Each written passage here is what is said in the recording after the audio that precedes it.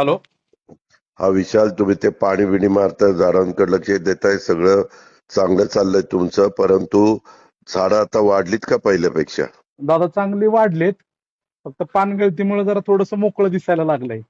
नाही नाही, आता पिवळे फुलं येतील ना त्याला झुपकेबाज. हो, येत आहेत दादा. आता मागच्या वेळेस आलती त्याच्यापेक्षा जास्त येतील आता.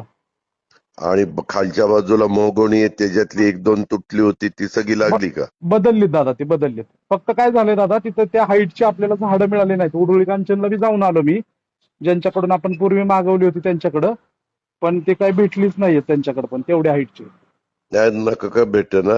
हा त्यातल्या त्यात जेवढ्या उंचीची, कारण मी पण आता जाऊन शुगरला करायला लावलेली मोहगोणीची झाडं. हा, तिथली तुम्ही देतो म्हणाले होते. हम्म. आणि दादा त्यांना उद्या सांग. असतील तर या की दादा इकडे. अहो नाहीये विशाल, माझा रिप्लाय आहे रे बाळा.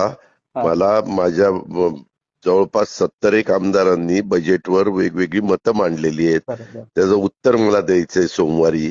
बरं. खरं द्यायचं होतं काल, परंतु काल त्यांनी सुट्टी दिली. त्या गडबडीत मी आहे. हा, मला वाटलं होतं काल येताल तुम्ही म्हणून. नाही, मग मी इकडंच अडकलोय. आपलं कोणी असेल तर दादा येतील बारामतीत शिवजयंतीला, घरातलं नाही, दादा. मला नाही सांगता येत, कारण सुनेत्रा त्या मेक्सिकोच्या ट्रिपला ते डेलिगेशन गेलंय त्यांचं, खासदारांचं. बरं बरं बरं, चालेल की दादा, नाही काय अडचण. ठीक. ओके दादा, थँक्यू ओके दादा. ओके.